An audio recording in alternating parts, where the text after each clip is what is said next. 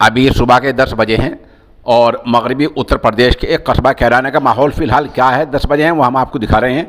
एक तस्वीर हम आपको दिखा रहे हैं जिसमें पुलिस कैराना एमएलए नाहिद हसन की रहायशगाह पर तैनात है।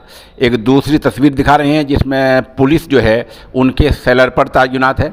एक और तस्वीर पेश कर रहे हैं जिसमें पुलिस ने नाकाबंदी कर रखी है। इस जगह हम कई तस्वीर आपको पेश कर रहे हैं। इसके साथ साथ हम आपको बता दें कि कैराने में आने वाले जितने रास्ते हैं उन सब पर फ़िलहाल नाकाबंदी है।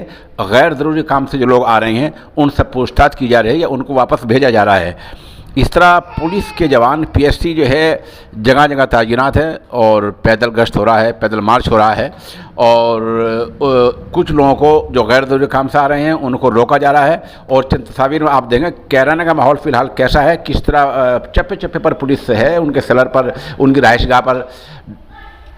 अब आगे क्या माहौल होगा और कैराने में क्या होने जा रहा है, आप सोशल इंडिया न्यूज़ के साथ बने रहिए। हम आपको हर 2-3 घंटे बाद इस बारे में अपडेट करते रहेंगे।